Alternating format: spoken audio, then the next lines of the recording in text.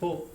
Hi everyone. So we're going to do our last talk of the conference, so our second keynote talk, and we have Nele here today, and she's from Tilburg University.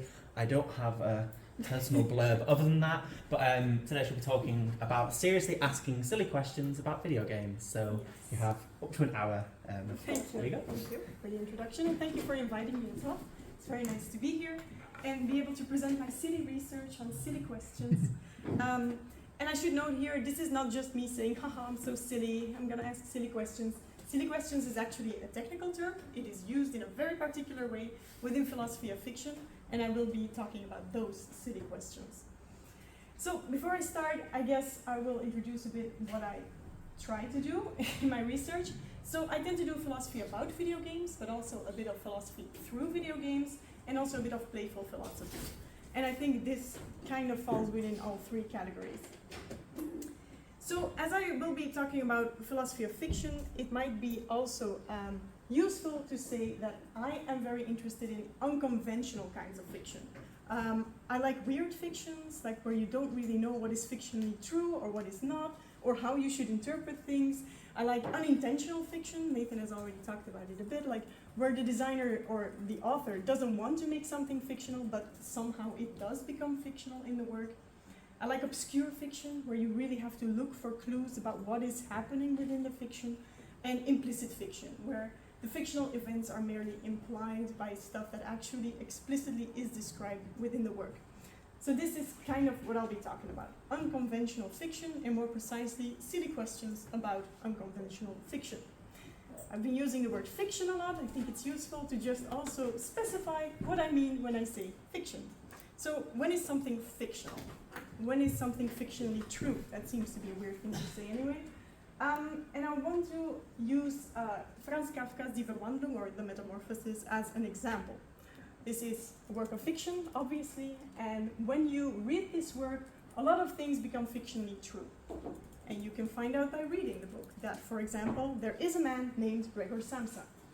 And it is also fictionally true that Gregor turns into an insect, or a horrible vermin, I think the German says. It is also true that Gregor Samsa's father has a lot of debts, and that Gregor worries about his job because he can obviously not go anymore now that he's a big insect. And it is also true that at one point Gregor's father throws apples at him because he's very angry at this beast living in his house. So all of these are fictional truths within the Metamorphosis. And they become fictional according to this very complex rule that I took from Wildman 2019 here. A proposition is fictional in a representational work. By the way, I'm going to be using representation and fiction kind of like a synonym. Maybe that's not entirely correct, but that is the Waltonian way of doing things. So when I say fiction, representation kind of mean the same thing. So a proposition is fictional in a representational work like The Metamorphosis if it has the function of serving as a prop in a game of make-believe with principles of generations that entail, given the features of the work, that those seeking a full appreciation of the work are to imagine that be. So this is very complex. What does this mean? Very simply said, I'm sorry, I'm gonna make it simpler, Nathan. So for example, the proposition Gregor turns into an insect is true in The Metamorphosis because it is clear from the work that you are intended to imagine this. When you read the work, it's obvious you should be imagining a guy, Gregor Samsa, turning into this horrible beast. So that's kind of easy, I think. But then I've talked about what we know about the fictional world of The Metamorphosis, but there's also a lot that we don't know. Also, again, Nathan has already talked about it a bit. For example, we cannot really answer the question, what was Gregor's great-grandfather's job? This person is not mentioned in the book. We don't know anything about them, but we can, of course, assume that he existed because Gregor exists, and so he had a great-grandfather. What is the color of Gregor's eyes? Also something that is never mentioned. We are free to imagine him having blue eyes or green eyes, but we are not forced to imagine any of those. What does Gregor's sister's voice sound like? We know that she talks to Gregor, but it's never described exactly what she sounds like. Of course, if this was a movie, we would know. She would sound exactly like the actress playing her, but we don't know in the novel. And then an important one, actually, what insect does Gregor even turn into? We don't know. It's never described. And in fact, within aesthetics, there's this great beetle debate. It's super interesting, super silly, that's what I like. And it's really about these two camps of aestheticians talking about, no, he turned into a beetle, and others saying, no, it was obviously a cockroach. And then there's these people specialized in biology actually chiming in and saying, well, the amount of legs suggests that maybe, and it's ridiculous. But it's very interesting. I cannot get into it now, but it's exactly the kind of stuff that I like, right? Like this kind of weird fictional truth stuff. We're not sure what is fictional truth. So there's a lot of stuff that we don't know. And why is that? Well, because of course, fictions are incomplete. Like Waldman and Woodward say, fictions leave many things open. They leave it to our imagination to imagine what insect Gregor turned into. Maurice Blanchot said it in a bit of a more continental philosophical way. Poverty is the very essence of fiction, and then a lot of sentences that I didn't understand, so I chose to only cite this one. But basically, he means the same thing. Fictions are incomplete, and they are inherently so. In the sense that they do not offer all the information about the world that they prescribe their audience to imagine. So they give us clues as to what we imagine, and they leave a lot of gaps open, and there we can imagine if we want, whatever we want. So, if we talk about the fictional world of the Metamorphoses, we are talking about the collection of everything that is fictionally true within the work. So I said already, there's a man called Gregor Samsa, Gregor turns into an insect, that's all part of the fictional world of the Metamorphoses. And then we also have propositions like Gregor's father breathes. That's also true in the fictional world of this book. And although it's not explicitly stated in the book, we can kind of assume that it is true because Gregor's father is a human being. So probably he should breathe as well. So this is what is called an implicit fictional truth or an implied fictional truth. You can gather from other fictional truths that you know are true that also this one must be true. In fact, Kendall Walton says that probably there are infinite amounts of implicit fictional truths connected to any kind of work. He says fictional truths breed like rabbits. Because as long as you have one thing that is true, probably more are going to follow. Except, of course, if you have an empty fiction or something in which nothing is true at all, which is argued for in the paper that I just cited from Nathan. Like I said, there's also a lot that is not part of the fictional world of the Metamorphoses, such as Gregor's last name is actually Simpson. That's just something I randomly made up. Gregor kills his boss. He might want to, but he never does in the book. Nele likes Gregor. This is something that's actually true, but not in the work of fiction, obviously. Kafka wrote The Metamorphoses, same thing. The book is not a metafiction, so it's never stated within the book that Kafka wrote this.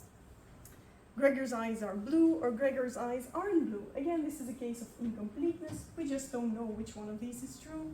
They are not part of the fictional world. And, like I said, the Greek beetle debate. Gregor turned into a beetle or into a cockroach. Again, we don't know. And those are the kinds of fictional truths that I'm interested in, right? Like the ones that we kind of don't know what is true. We are free to imagine what is true, but we can never be sure. Also, Gregor's father breathes because it's an implied fictional truth. That's kind of the stuff that interests me more than the stuff that is explicitly or simply fictional. So, obscure fiction. Let's focus on that one. And I will be talking today about weirdly generated fictional truths, unintentional fiction, like I said, fictional worlds that have ambiguous boundaries, where you're not sure what is still part of the fictional world or not, and about events of which it is unclear whether they are true in the fiction or not. And about all of these kinds of fictions, I will be asking silly questions. So finally, I can present what silly questions actually are. And I'm going to use a lot of examples to explain silly questions as a technical term within philosophy of fiction. What you see here is Leonardo da Vinci's Last Supper, and we can ask a silly question about this painting. Namely, why are they all sitting at the same side of the table? Obviously, we know why. Because if they weren't, if also people were sitting on this side of the table, we wouldn't even be able to see Jesus. We would just see someone's back. Wouldn't be very interesting. But within the depicted scene, do they have a reason to sit like this? Why? Like, how do we explain narratively that they went and decided to sit down like this? Doesn't make a lot of sense. Another interesting one is this one. I don't know if you recognize this piece of text. Had it pleased heaven to try me with affliction, had they raised all kinds of sores and shames on my bare head, steeped me in poverty to the very lips, given to captivity me and my utmost hopes, I should have found in some place of my soul a drop of patience, but alas. Does anybody know where this is from? And you know. It's actually from Othello, Shakespeare's play, and this is what Othello says right after murdering his wife Desdemona. And he is very upset about this, and this is what he utters at that moment. And Kendall Walton has raised a very silly question also about this, because he says, well, Othello is hardly an intellectual. He's a general, he's not a scholar. He is immensely distraught at the moment that he says this, and it's just really something that he says on the spur of the moment, and yet he comes up with this superb verse. It's almost as if Shakespeare wrote this, right? So how does he come up with this? How is this possible? Again, it's a very silly question. We know why, because Shakespeare wrote this, and he wrote this for us to read and find it pleasant. But why, again, in the represented scene, is Othello talking like this? It doesn't make any sense. Another nice one is, imagine that you are reading a novel, an adventure story, it's very exciting, and then you come to the last line of the book, and it goes like, and nobody lived to tell the tale. Well then, how do you know about this tale? Like, who told you? Like, how can anyone possibly know about this if no one survived? This doesn't make any sense. A last silly question example that I really like. This is one of the last scenes in Pirates of the Caribbean, The Curse of the Black Pearl. And in this scene, some editing mistake happened because a crew member is actually still visible in the back on the Black Pearl itself. So in between the pirates, there's this guy with sunglasses and a white cowboy hat. Again, we can ask, why is he there? Why is there suddenly a cowboy on the Black Pearl? Silly question. So what are silly questions? First of all, I have to say that silly questions are called silly because a lot of philosophers of fiction think of them as questions that you shouldn't ask at all. They are pointless, they are inappropriate, they are out of order. To pursue or dwell on them would be not only irrelevant to appreciation and criticism, but also distracting and destructive. So I'm sorry for ruining your appreciations of the words that I showed, but the paradoxes, anomalies, apparent contradictions that these silly questions point out seem artificial, contrived, and not to be taken seriously. We don't take them seriously. Ordinarily, we don't even notice them at all. Again, my goal is to take them seriously, because I think that's not only fun, but can also be useful. So, silly questions are often defined as questions that are about a fictional world, but that don't have answers within that world. So, for answering them, we actually have to refer to something external to the fictional world, such as a decision the author made to make his work more pleasant for the audience, or a mistake that happened on set, etc. So they don't have answers within the represented scenes that we are actually asking questions about.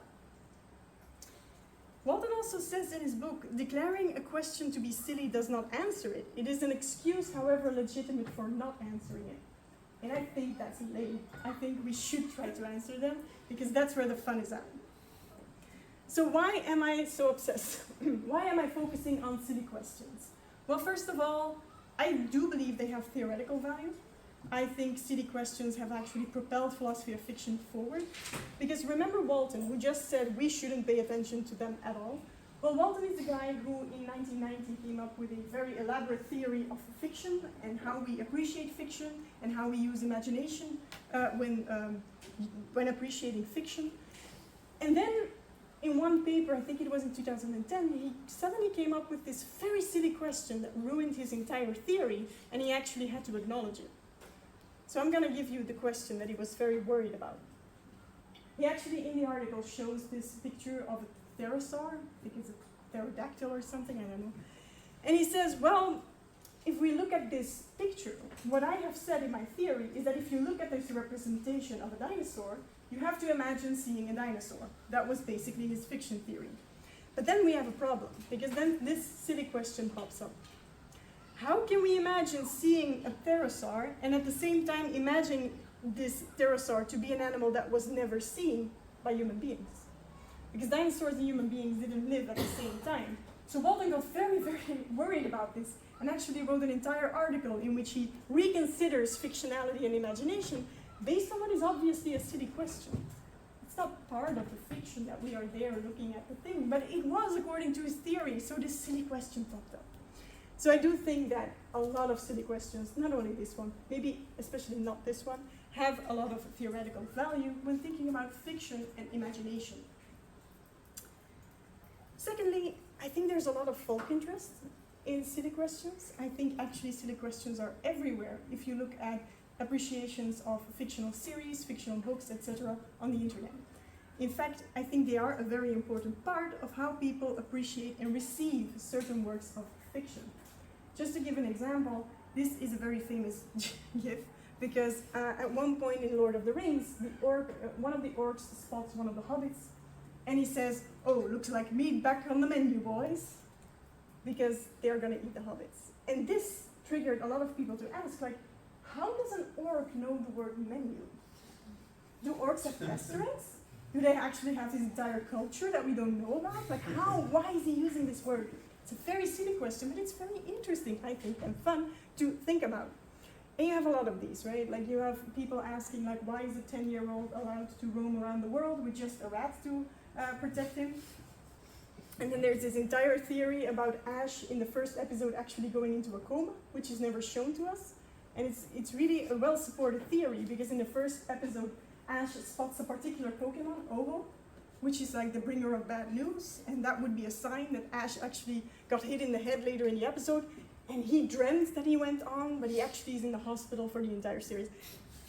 It's a very elaborate theory, but it shows how people tend to engage with these kinds of silly questions. Another one is, why are the Simpsons yellow? And then somebody came up with the theory, well, obviously they must be poisoned by the power plant, right? Because they're living in Springfield and it's super poisoned. That's a very bad answer to a silly question, by the way, because all people in the entire Simpsons universe are yellow, not only the people who live in Springfield. So again, this is the kind of question that we cannot solve in the Simpsons universe. We have to refer to something outside of the universe.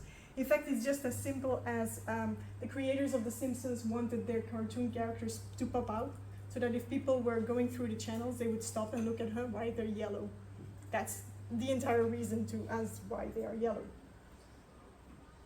Thirdly, and I hope that I've already shown that a bit, silly questions are fun. It's really fun to engage with them. They reveal incongruities between what was intended with a fiction or what is actually there, what is actually the fictional artifact itself, and what is true within the fictional world depicted within this artifact. And why do I particularly focus on silly questions now? Because I think video games raise many new silly questions that haven't received a lot of attention yet. And because we can talk about them now, I also want to show that through these kinds of silly questions we can ask about video games can also have a lot of theoretical value. I believe that they can propel philosophy of fiction forward if we pay serious attention to the new kinds of silly questions that they raise. So that's what I want to do now. I want to go over some silly questions that I find personally very interesting in video games. And let's maybe start with the first and most famous silly question ever asked in Jesper Jules' Half Real book. He said, well, when we play Mario, we can clearly see that he has 3 lives, and if he dies, he comes back. So how do we make that congruent with the fiction? Does Mario really have 3 lives? Is he some kind of superhuman being, not human, but superhuman, who can live many lives? And, well, I think this one, let's look seriously at this silly question, right? I think we could disregard the fact that Mario has 3 lives. Maybe not in the fiction, but in the story of Super Mario. Allow me to explain. So you're playing Mario, and if you're like me, you're not very good at it, so you die. And then the game restarts from a certain point, before you died. And then, obviously, you die again, and so on, until, eventually, hopefully, you succeed and you save Princess Peach. Now what happens here is that it's true that Mario fictionally died in all those occasions, but it does not necessarily follow that Mario also died in the final story. Because it's like all those deaths were erased when you restarted the game at one point, right? So I would say that the final narrative of the game is this one, in white. So in the final story, Mario never dies. It's just the most efficient way of playing that becomes the story of the game. So what we did here was look at a very silly question, in the sense that the real answer to this question is, of course, the game would be too hard if Mario didn't have 3 lives. But we tried to look at, like, how could we actually make this congruent with what fictionally happens in the fictional world? And, well, is that a silly question? Yes. But that way it also had some theoretical value. Because now, for example, we started thinking about the distinction between fiction and narrative. Maybe something can be fictionally true in the game without being part of the narrative, namely Mario dying multiple times.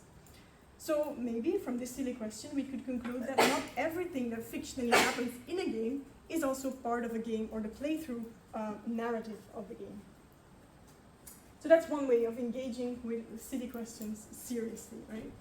Let's look at some other examples. So I have 3 categories of silly questions that I want to discuss. Some silly questions raise the possibility of unintentional fiction, which I find very interesting. A lot of silly questions are about the incompleteness of fictional worlds in digital games. And then a third category is about where are the boundaries of fictional game worlds.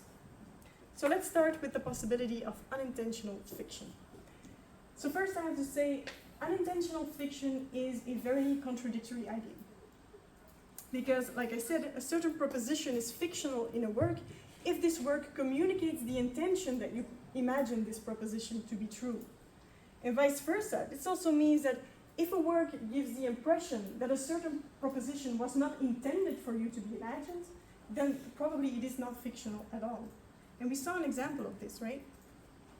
If you look at the movie Pirates of the Caribbean, The Curse of the Black Pearl, and you see that cowboy, it becomes very obvious that he's not supposed to be there. Like, you see that it's just a mistake that is still in there for some reason.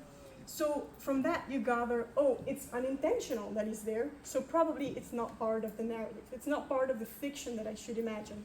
This is called the charity principle. You are charitable towards the author, the designer, or whoever produced the piece of fiction.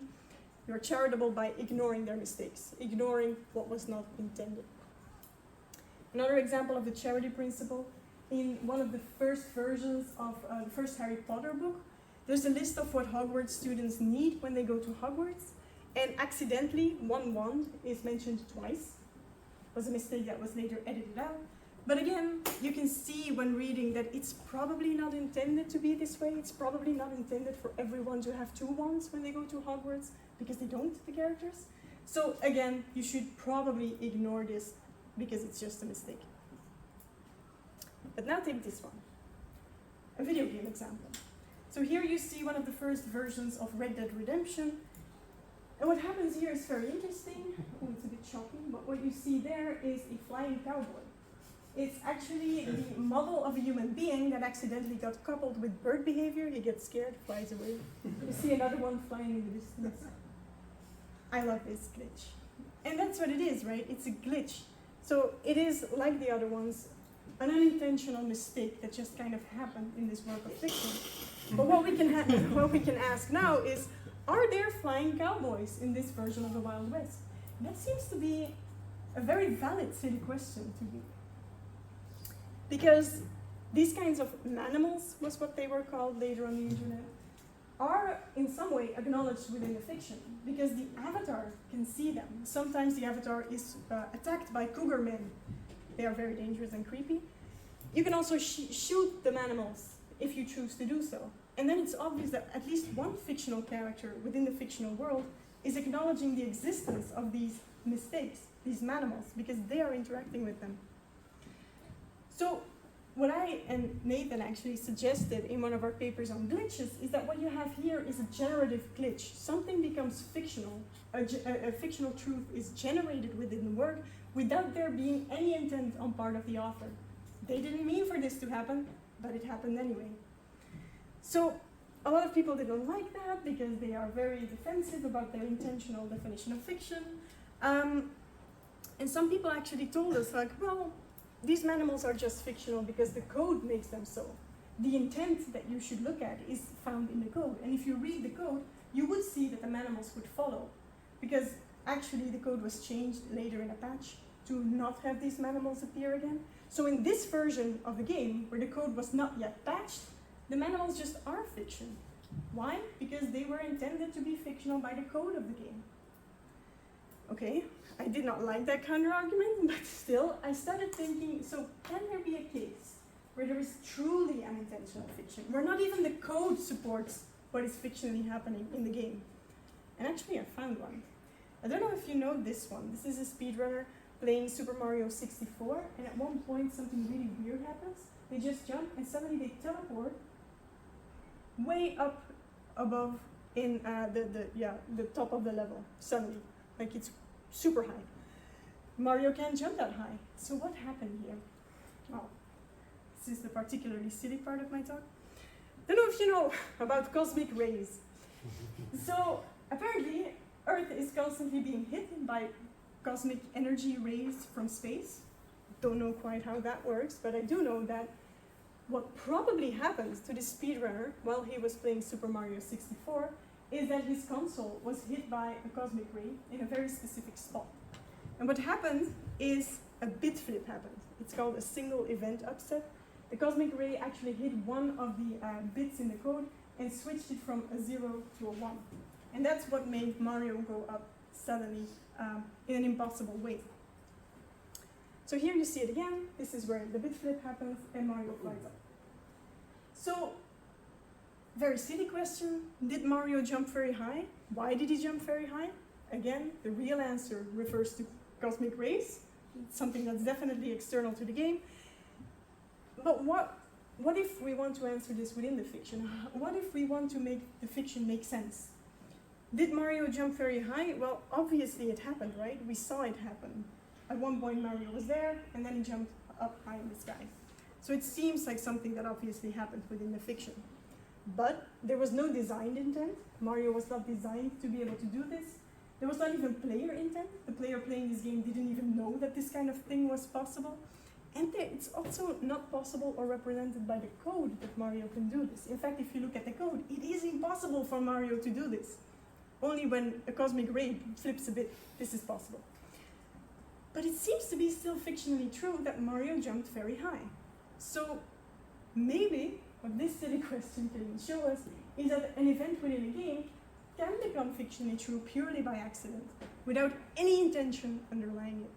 That's actually what my suggestion would be. In any case, you don't have to agree with it, but I hope to show here that the silly question is what prompts these kinds of interesting thoughts. Then a second category of silly questions are questions about the incompleteness of fictional game worlds. Now, obviously, game worlds used to be very incomplete. Like this is a Space Invader from Space Invaders. It's very hard to see, like, is this an alien? Are those eyes? What am I to imagine here? Probably something like this. But there's a big difference between what you are supposed to imagine and what you actually get. There's a lot of incompleteness there. You don't even see the real color of the alien. So obviously games became much more complete, much more realistic. They filled in more gaps. In fact, now when you look at aliens in No Man's Sky, for example, you can trade with them, you can shoot them, you can run around them, you can become friends with them. They are very complete beings. Games have become maybe a bit too complete. Just have you read that so I don't have to say it. In any case, I think we can conclude that there is an evolution towards fictional completeness and realism in the representation of game objects, game characters, and game events. Strange enough, this has led some people to believe, some researchers as well, that games are actually complete. They are complete representations. Everything that there is to imagine is presented in games. I don't think that's true, but there's a lot of silly questions that show that it's not true, I think. So if fictional game worlds were complete and everything that was then everything that is represented in them would be fictionally true, and everything that is fictionally true in them is represented. There would be a complete overlap between the representations and what is fictionally true, if fictional game worlds were complete. But now look at this. In Dark Souls, you can come too close to characters with your camera, and when you do this, this happens. You can actually see through their face, inside of their heads. There's nothing there. It's completely empty. So a silly question pops up. Does this character not have a brain? Obviously, again, a silly question. Why would the developers model a brain and have all this space taken up in their game? Obviously, it's not true that everything that is fictionally true in the game is also represented. It's true that this character has a brain. You are supposed to imagine them being a human being. It's an implied truth that they have a brain, but it's not necessarily represented. Now, vice versa. Look at this. In Uncharted Drake's Deception, Drake has just knocked down a lot of bad guys here, and they drop their guns. And what guns tend to do when they're on the floor is this. So they are blinking. And they do that, obviously, for the player to notice them. But again, a silly question pops up. Are these guns shiny? Obviously not in the fiction, right? So what you have here is something is represented within the game, namely there's shiny guns represented in the game, but it's not fictionally true that the guns are shiny in the game. So again, a counter-argument to the idea that fictional game worlds are complete in a fictional sense. And if we go into these silly questions about incompleteness, we actually get to a lot of fun stuff, I think. For example, here you see me playing Elden Ring, and I haven't been playing for a very long time, so I don't have a very good sword here. I'm still playing with my starting sword. But now look behind me. There's like huge, strong swords there, right? You would think that. Except if I try to grab them, they just fall to the floor. These are non-interactive swords, and a silly question pops up. Is my character within the fiction unable to wield these? Is he for some reason scared of these? Like, can he not pick them up? No, that's bullshit. Like, in the fiction, those are swords. But in the representation that I'm getting, in the digital artifact that I'm getting, those are just supposed to be background. They are supposed to make my imagining of the castle more complete. But I cannot actually use these swords. They are interactively incomplete. Same with these bags in the background. They are just normal bags, except that when I try to destroy them with my sword or even my strongest fire spell, they would be completely the same still afterwards. There would be no change at all. Again, silly question. Are these fictionally indestructible? Are these like superhuman bags? If I take them to the end boss, can I just beat him by holding them? No, again, this is something that I'm not supposed to imagine happening to the game. It's just a case of fictional incompleteness. A very funny example of that one as well is in What Remains of Edith Finch, the game takes place in a house that is filled to the brim with books. It looks like a library.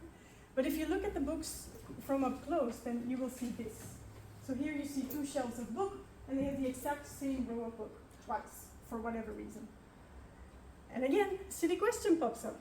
Did the family who lived in this house buy every book that they own multiple times? And if so, why? Again, what we see here is something is represented that we are not supposed to imagine. So probably this family just had a lot of books, right?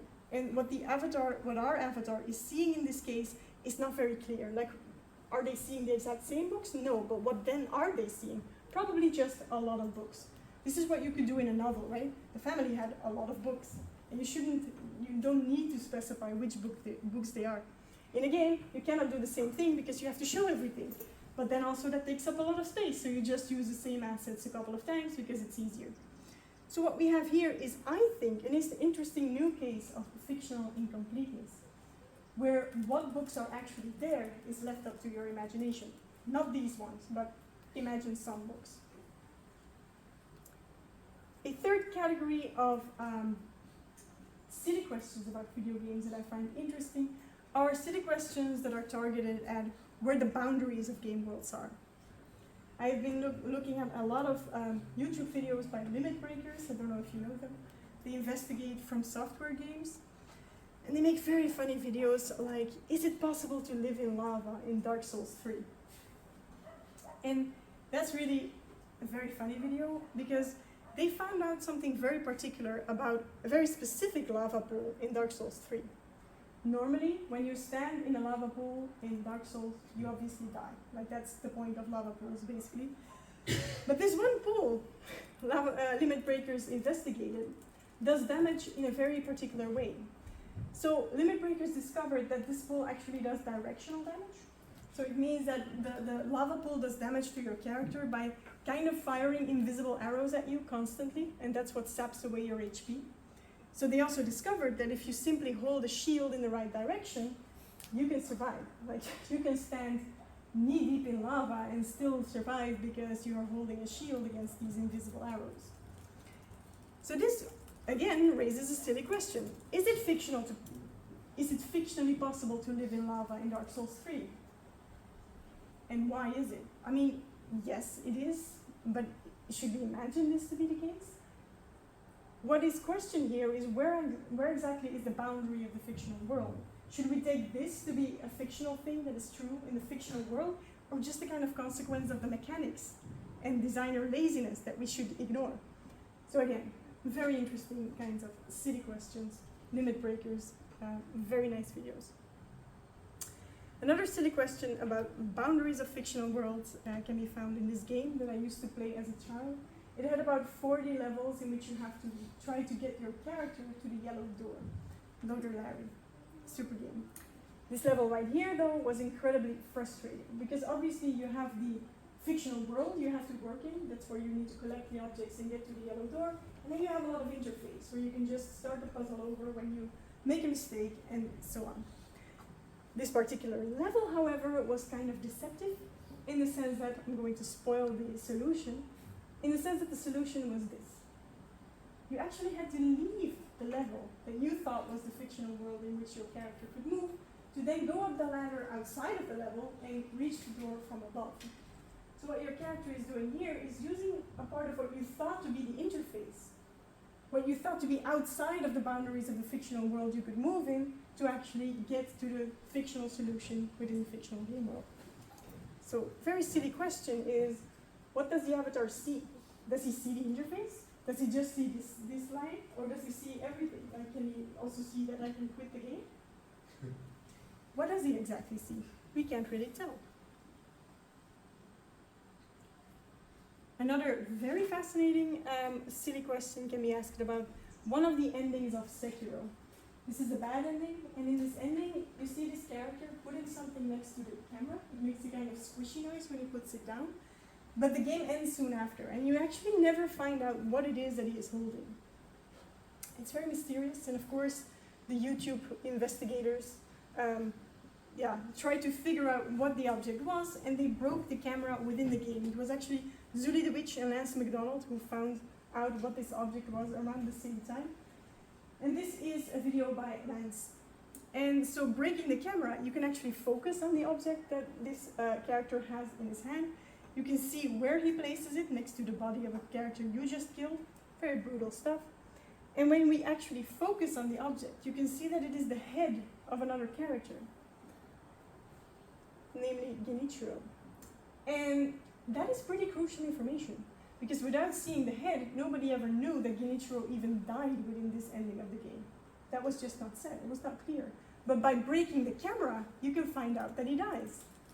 So what is the silly question here is, does Genichiro die? To be able to answer that question, we have to refer to something external to the actual fictional game world that is presented within the game, namely YouTube videos that break the camera. But does it seem to be part of the canonical narrative? Yes, because otherwise why was it modeled this way? The object is there in a final scene, we can just not see what it is. So again, I think silly questions like this can be very interesting to find out what is fictionally true within this game. Now, we can raise a lot of interesting silly questions about games. I have a lot of other examples, ask me about it if you want to.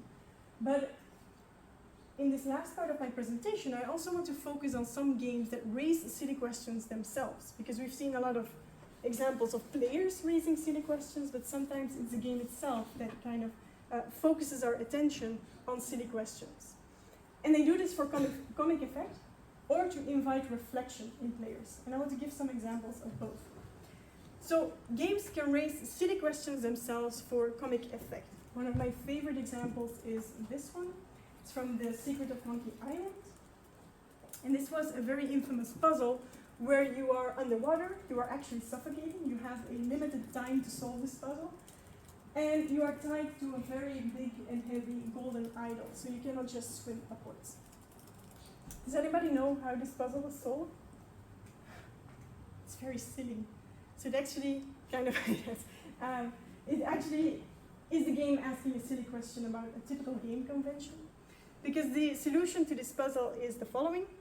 You pick up the golden idol, you put it in your inventory, and then you walk away. And you can get out because the idol is gone, right? It's in your pocket though.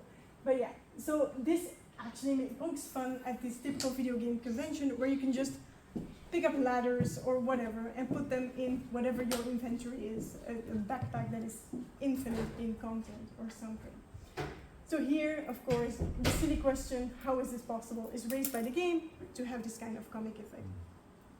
Another one, interesting one, is this is, I think, Uncharted 4? Yes. Very fun game, but Uncharted 4 was already, I mean, it's the fourth game in a series of games that have been criticized because the main character that you see here, Nathan Drake, is a fun guy, he's very sympathetic, you like him, but he's also a mass murderer. Like throughout the three first games, he kills thousands of people. So within video game research, people often talk about ludonarrative dissonance in this regard, right? Because there's this dissonance between what you play at when you play Nathan Drake and what is narratively true. Narratively, fun guy. In the game, the mechanics, murderer, horrible person. And in fact, Uncharted itself raised this kind of question, like, is he a good guy or not?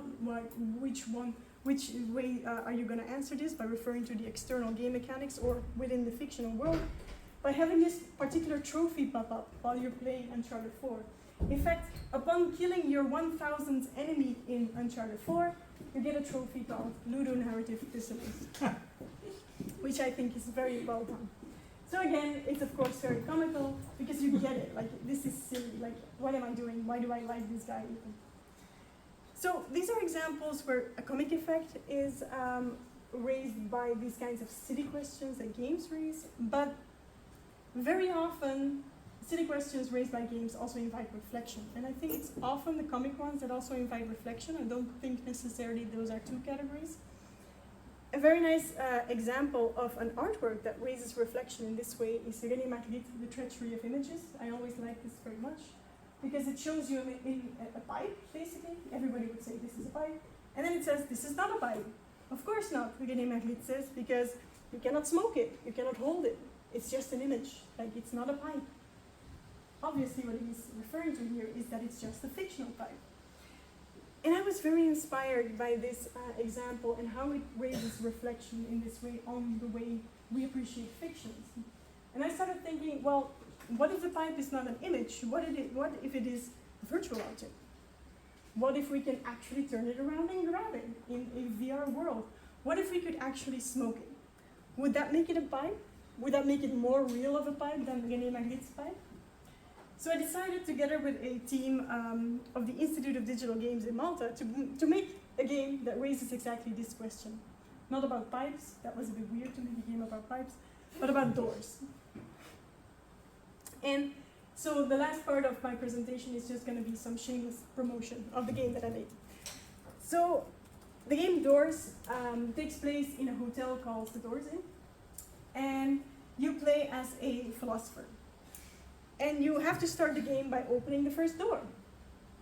It's very easy, it's a point and click game. You just click on the front door of the hotel and it opens. It's also a very nice game because upon opening this front door, it immediately says, congratulations, you opened the front door. You even get a kind of trophy for that. But since it's also a philosophical game, it then immediately questions that. The game says like, wait a minute, does that even make sense? And this is where the silly questions come in, right? Because the game then says, well, you didn't really open the front door because this guy did, like this character did. It wasn't you, the avatar opened the door. And also, you didn't open anything at all, you just clicked it. You pointed the cursor at it and then you clicked. That's not opening a door. And to be precise, there was also not a door, there was just a group of pixels on your screen. So you see here that the game is fun. So the game actually retracts the trophy that it gave you. It says, no, this isn't right. You didn't open the front door at all. What actually happened is, and then it does give you this trophy. It says, congratulations. You, taking on the role of the protagonist of this game, used your cursor to interact with this group of pixels, of which it can be said that it is a virtual model of a door, because it is an interactive computer-generated representation of a door, and thus you can be said to have fictionally opened the door that is represented to exist within the world of this game. I really promise the game is fun. In any case, this is a very silly answer to a very silly question. Did you open a door? Yes, you opened the door in the fiction, whatever. But it's also a more philosophically justified answer that is given here, I think. And the idea of the game is, of course, to make players think about these kinds of things, these kinds of philosophical questions about fiction, interaction, imagination, through these kinds of silly questions. I just showed you one door. There are 11 of these doors in the game, all asking very silly questions to the player, but all trying to get you to reflect on these kinds of subjects. You can play the game for free at doors.guadin.com. So please do. There's also a Let's Play available on YouTube, because 3 days ago somebody uploaded it and I found it very fun. Especially because I was going to tell you, it's also very short, you can play it in 20 minutes, but the Let's Play is 1.5 hours. So I guess there's a lot of content to discover. That's also a good thing. But yeah. So in conclusion, very short, I think silly questions can be fun, are an important part of fiction appreciation, and are philosophically very interesting and could be productive to kind of raise new theories and ideas in philosophy of fiction, for example. If anything, I hope to have shown that silly questions are not just silly things, but are worth investigating. Thank you.